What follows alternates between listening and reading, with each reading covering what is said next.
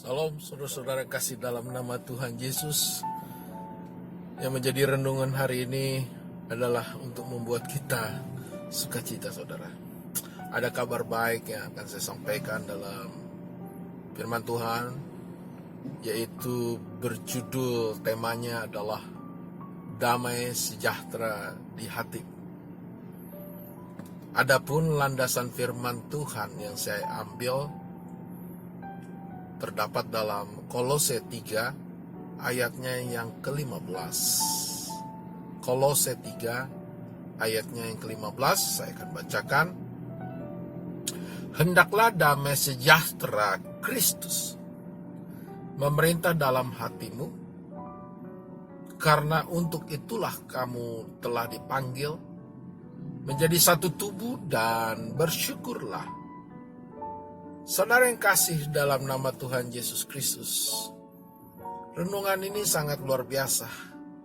Mengapa saya katakan adalah wujud daripada Roh Kudus yang kita terima adalah damai sejahtera. Yohanes pasal 14 juga mengatakan damai sejahtera tidak ada diberikan oleh dunia, tetapi damai sejahtera adalah dari Tuhan asalnya. Karena damai sejahtera yang berasal dari dunia ini sifatnya semu, dan itu sementara, tidak kekal. Dan sifat damai sejahtera yang dari bumi, dari dunia ini sifatnya hanya kedagingan, ya, sementara dan semu.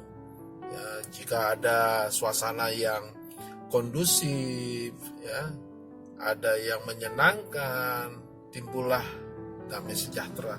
Tapi itu tidak lama, saudara.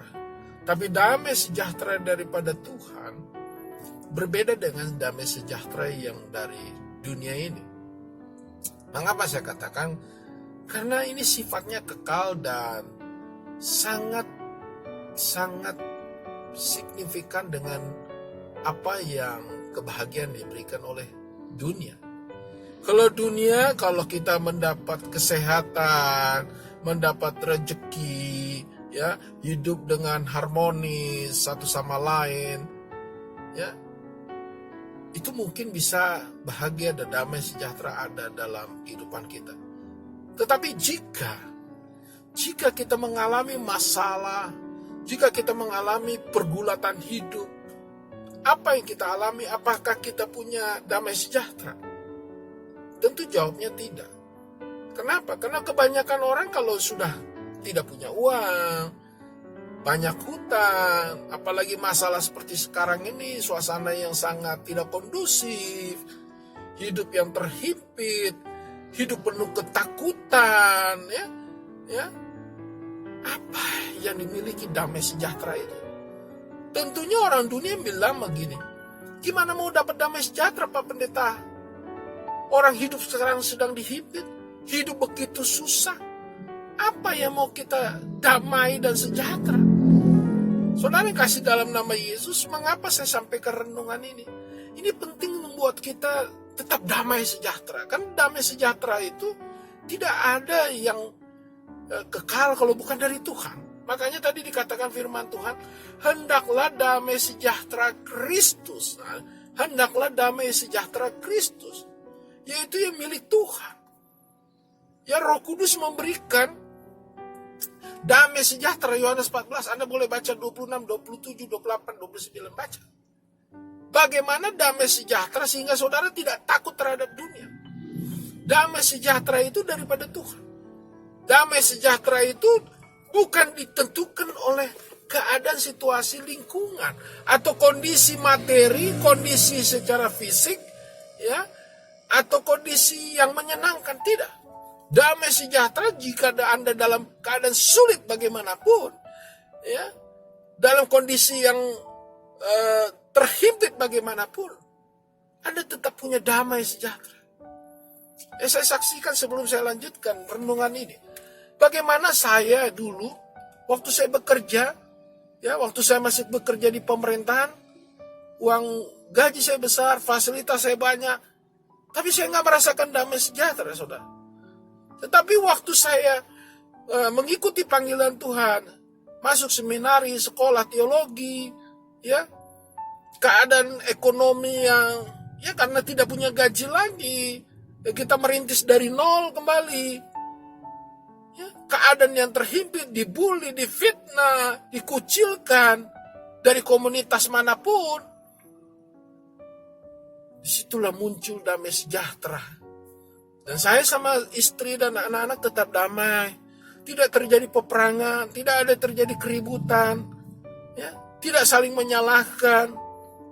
Dan hidup kami sejahtera. Sampai hari ini kalau mau saya jujur kesaksian, sejak saya dipanggil melayani Tuhan, sampai hari ini hidup kami sejahtera. Berbeda waktu saya bekerja, padahal uang saya banyak waktu itu. Tapi dengan tidak adanya uang, ya, kami tetap sejahtera, saudara. Sukacita. Karena itu berbeda dengan apa yang diberikan dunia. Makanya dikatakan, hendaklah damai sejahtera Kristus memerintah dalam hatimu. Jadi damai yang dari Tuhan itulah Yohanes 14. Karena Roh Kudus memberikan damai sejahtera itu memerintah dalam hati kita. Dia memerintah. Jika kita ada masalah, siapa manusia di dunia ini, mau presiden, mau pastor, mau uskup, mau pendeta, semua mempunyai masalah. Tapi bagaimana mengelola masalah itu yang penting. Memanage hati, ya, mengatur hati itu penting. Makanya harus ada damai sejahtera di dalam hati. Itu penting. Nanti kenapa itu penting nanti akan saya jelaskan. Ya. Karena untuk itulah kamu telah dipanggil menjadi satu tubuh dan bersyukurlah. Nah, kita menjadi satu tubuh Kristus. Dan kita bersyukur, kita mengerti akhirnya mengapa Yesus, Roh Kudus ada dalam hidup kita. Dia menemani Immanuel. Dia mesejahterakan hidup kita. Ya, jangan berpikir kalau sejahtera itu harus kaya raya, tidak. Sejahtera itu apa yang ada, kita mensyukuri, itu yang penting, sejahtera itu. Ya, ada orang ya, banyak ya, jangan katakan ada, banyak. Orang yang kaya raya, milioner ya, triliuner. Kadang-kadang dia merasa kesepian. Kadang-kadang dia merasa kekurangan, coba. Semakin banyak harta, semakin kekurangan. Dan orang itu semakin serakah dan tamak dan hidupnya tidak damai, tidak ada kesejahteraan. Tapi lihat, waktu saya masih bekerja dulu, saya ingat waktu saya berkunjung di suatu daerah, ya, saya melihat di pematang sawah, ya, di mana para petani dengan nikmatnya menikmati hidup. Dia jam 4 pagi sudah bangun dan sudah berangkat ke sawah dan dia macu, ya, belum sarapan itu. Nanti jam 6 dia mulai sarapan. Setelah sarapan dia isap rokok, dia minum kopi. Terus dia nanti bekerja lagi sampai jam 10 pagi. Ya, 4 jam dia pacu lagi. Setelah dia bekerja sampai jam 10 pagi, matahari sudah menyengat itu kalau di daerah saya lihat. Nah, setelah di jam 10 pagi, apa yang terjadi, saudara? Dia istirahat. Dia sambil duduk-duduk, nanti istri datang membawa makanan siang. Sampai nanti istirahat, dia makan siang, dia tiduran sampai jam 2, di mana matahari sudah mulai turun, dia mulai bekerja lagi sampai jam 5 sore. Dan jam 6 dia sudah duduk di balai depan rumahnya di pekarangan, dia sudah merokok, dia minum kopi, ya, dia makan singkong. Dan akhirnya nanti jam 7 dia sudah tidur. Dan hidupnya damai, tidak ada. Padahal kalau lihat makanannya dia hanya mungkin makan nasi atau singkong saja, saudara. Tapi hidupnya damai. Tidak, saya pernah dengar suami istri bertengkar, tapi anak-anaknya juga damai.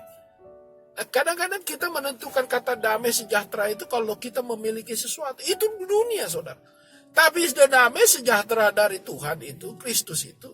Tadi sambil ilustrasi seorang petani. Bagaimana kita sebagai anak Tuhan, ya, tidak ditentukan damai sejahtera, tidak ditentukan dompetmu. Damai sejahtera tidak ditentukan depositomu. Damai sejahtera tidak ditentukan oleh kekuatan investasimu. Tapi damai sejahtera itu yang dari Kristus berbeda dengan dari dunia. Tidak ditentukan oleh sifatnya material. tapi di sifatnya adalah roh. Saya katakan sifatnya adalah roh. Jadi kita harus bisa mengatur hati, apalagi kondisi yang sangat-sangat tidak kondusif pada hari ini. Ya, hari-hari ini tidak kondusif. Bagaimana kita mengatasi ketakutan akan COVID-19, mengatasi ekonomi resesi yang sekarang semakin terjun ke bawah, ya. Bagaimana kita mengelola hati ini? Itu harus ada damai sejahtera. Kalau tidak ada damai sejahtera, bagaimana kita bersyukur? Itu dimulai dengan kata bersyukur. Tadi dikatakan yang terus-menerus, ya, yang itulah kamu telah dipanggil menjadi satu tubuh dan bersyukurlah, bersyukur. Bagaimana kita bisa mengucap syukur? Banyak orang Kristen tidak mengucap syukur, banyak. Saya sebagai hamba Tuhan sering mengatakan kepada jemaat, bersyukurlah. Karena banyak anak-anak Tuhan tidak bersyukur dengan keadaan sekarang ini. Selalu mengeluh, bersungut-sungut, menyalahkan ini dan menyalahkan cari kambing hitam. Padahal kambing hitam udah susah dicari, saudara. Nah, bagaimana kita jadi orang Kristen? Ya, menyalahkan, bersungut-sungut, berduka, menyalahkan keadaan, itu tidak baik. Menurut saya, kalau orang ada damai sejahtera yang dari Tuhan tentunya dia akan bersyukur bahwa hidup ini sangat dinikmati. Sekalipun kondisi seperti ini, kita harus menikmati hidup. Dengan kita menikmati hidup dan damai sejahtera, imunitas tubuh kita semakin kuat. Katakan amin. Ya, imunitas kita semakin kuat. Jadi kalau kita lemah, stres, depresi, ya saya katakan bahaya. Lama-lama Anda jalan di pinggir jalan dengan tanpa pakaian. Karena Anda sudah stres, depresi, dan ketakutan. Dan pada akhirnya terjadilah fobia, trauma yang sangat berat. Akhirnya depresi yang kuat, akhirnya jalan di tengah jalan tanpa pakaian. Coba. Sudah tidak punya pengharapan. Orang yang tidak ada damai sejahtera, tidak bersyukur, lama-lama tidak punya pengharapan. Kalau nggak punya pengharapan, dia tidak punya iman. Dan akhirnya jadi orang gila. Bukan saya nakutin, ini kenyataan. Karena saya juga sebagai konselor sering melihat seperti itu. Lama-lama dia depres. Ya. Kalau sudah depres, hilanglah pengharapan. Iman tidak ada, tidak percaya lagi kekuatan Tuhan. Jangankan bersyukur. Akhirnya apa? Otak ini hanya terbatas, saudara.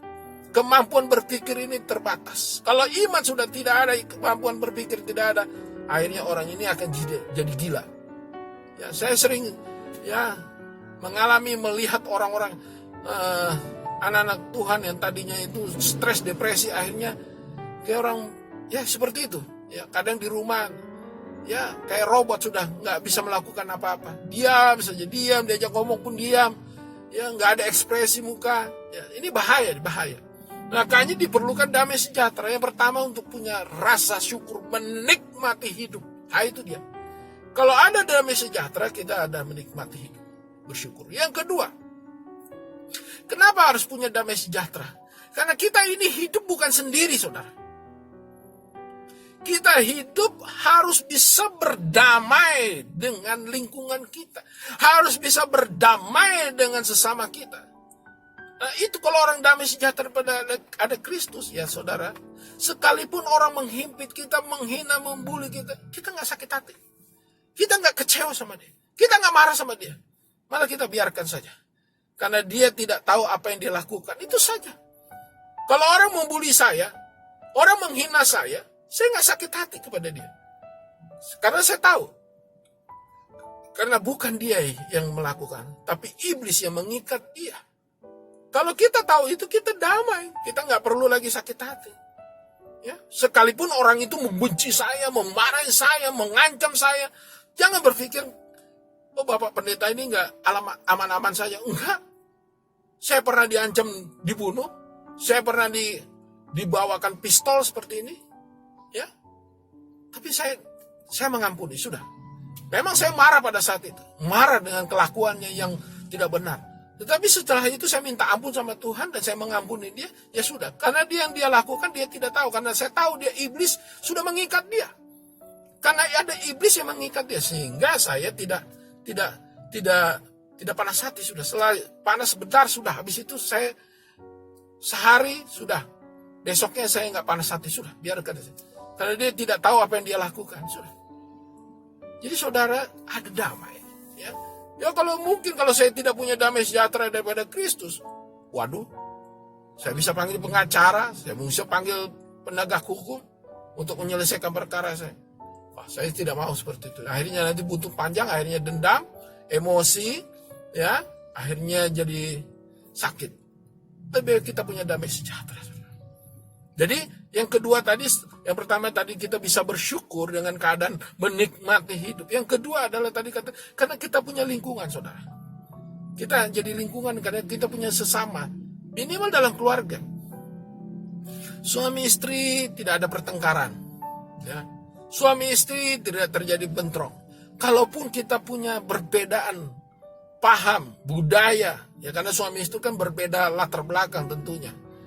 Ya, berbeda pendidikan, status. Nah, menyatukan perbedaan itu dengan damai sejahtera.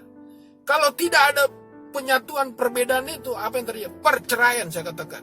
Pertengkaran, perselisihan. Karena siapapun, suami istri itu ada perbedaan. Jangan katakan suami istri tidak ada perbedaan. Makanya bagi saya manusia paling bodoh lah di dunia ini kalau ada perceraian. Saya katakan sekali lagi, manusia paling bodoh lah kalau ada perceraian. Karena apa? Karena tidak ada suami istri yang satu. Suami istri ada perbedaan pasti. Perbedaan kebiasaan, karena dari kecil itu sudah berbeda. Yang satu dari rumah tangga A, yang satu dari rumah tangga B. Yang satu dari sekolah A, yang satu dari sekolah B. Yang satu dari lingkungan A, yang satu dari lingkungan B. Yang satu dari hobi A, yang satu dari hobi B. Bagaimana menyatukan? Diperlukan damai sejahtera daripada Kristus. Kalau kita mendamai-damaikan, belum tentu saudara bisa damai. Belum tentu suami istri bisa damai. Kalau ada Roh Kudus, itu yang bisa mendamaikan suami istri. Makanya kalau ada orang bilang, ya saya kadang-kadang lihat infotainment tuh ketawa sebetulnya. Mau ketawa bener. Kalau ada orang bilang, ya sebetulnya saya sudah tidak cocok lagi. Di antara kami tidak ada kecocokan. Saya mau katakan itu manusia paling bodoh sedunia. Kenapa saya katakan bodoh? Mana ada suami istri yang betul-betul sama, sedangkan saudara kembar saja, kakak beradik, nggak ada yang sama. Udah saudara kembar ini identik yang sama, yang satu rahim ya, tidak bisa sama. Apalagi ya perbedaan ini begitu signifikan, yang satu kaya, yang satu miskin, ya. Nggak bisa. Jadi kalau ada orang bilang, oh saya sudah tidak cocok, itu manusia bodoh, saya katakan. Maaf, saya bilang kata manusia bodoh. Karena saya sebagai konselor, sebelum orang datang dan mau diberkati, saya katakan sebagai konselor, engkau harus punya damai sejahtera dan hidupmu harmonis sepanjang hidupmu. Karena jangan katakan engkau tidak cocok, karena engkau sudah berbeda. Ya, sekalipun mungkin sama-sama sarjananya sama, satu kampus mungkin sama-sama, satu gereja pun sama-sama, sama-sama orang satu suku juga, tapi belum tentu kebiasaan, hobi, budayanya sama. Apalagi karakter. Nah, yang satu pemarah, yang satu pendiam. Enggak mungkin sama. Dan jadi kalau ada orang bilang nggak cocok, di mananya yang ada cocok? Katakan kepada saya, jika secara dunia ada yang cocok antara suami istri, tidak ada. Pasti ada perbedaan. Ya kalau mau dicocok-cocokin, ya cocok-cocokin aja. Tapi ada perbedaan. Dan bagaimana kuncinya supaya damai sejahtera? Yaitu tadi dikata, hendaklah damai sejahtera yang dari mana? Kristus memerintah dalam hatimu, sehingga engkau telah dipanggil menjadi satu tubuh. Itulah satu tubuh. Di dalam jemaat, di dalam rumah tangga, dalam lingkungan. Ya, kita belajar untuk punya damai sejahtera. Jadi yang kedua tadi adalah supaya hubungan kita harmonis, suami istri, anak, keluarga, orang tua, mertua. Bagaimana kita bisa harmonis? Harus ada damai sejahtera yang daripada Kristus. Yang ketiga, yang terakhir, bagaimana dengan persekutuan dengan komunitas lain? Ya, dalam komunitas persekutuan, kumpulan suku, kumpulan usaha, pekerjaan. Tentunya sangat-sangat, apalagi ya lingkungan, ya di perkumpulan apapun pasti banyak perbedaan, sangat banyak perbedaan. Jurang perbedaannya sangat dalam. Gapnya terlalu dalam. Nah, bagaimana kita bisa berkumpul dalam satu arisan, dalam kumpulan paguyupan, apapun namanya, komunitas apapun. bagaimana kita bisa harmonis satu sama lain. Apalagi dengan lingkungan yang berbeda dengan kita. Kita harus punya damai sejahtera. Kalau tidak damai sejahtera ada dalam kita, akhirnya itu kan ribut.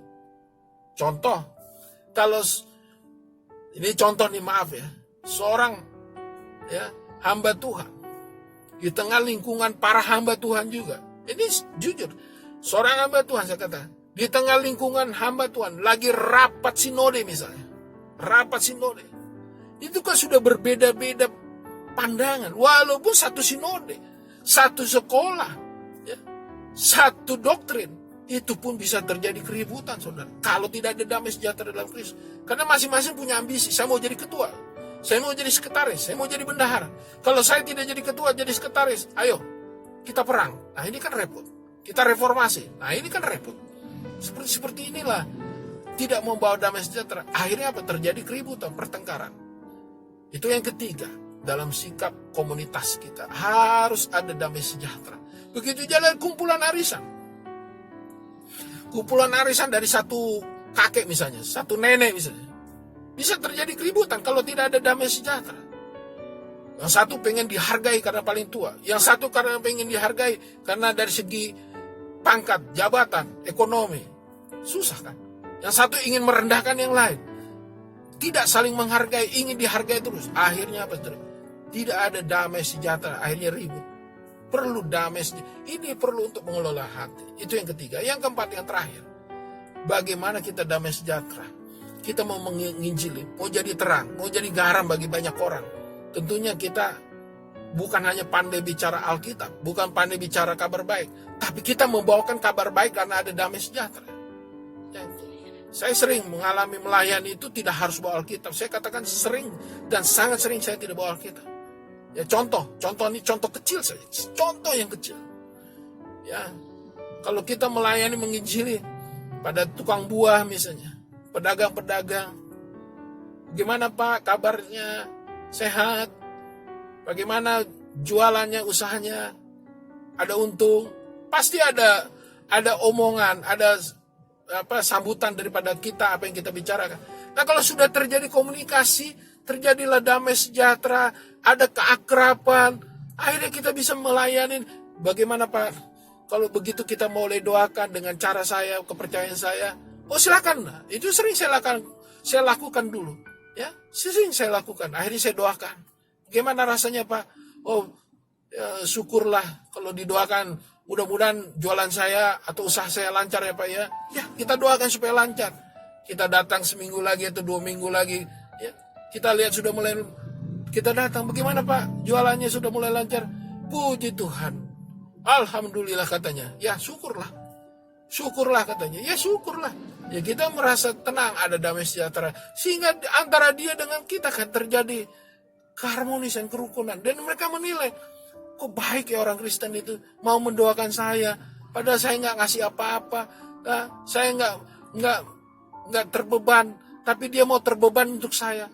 Nah saudara yang kasih dalam nama Yesus. Seperti itulah kalau ada damai sejahtera. Kita punya hati kasih, kita punya rasa iba. Itu kalau ada damai sejahtera. Kalau nggak ada damai sejahtera, melihat orang juga, ya mungkin kalau lagi moodnya bagus, kalau lagi moodnya tidak baik, ya semua rata.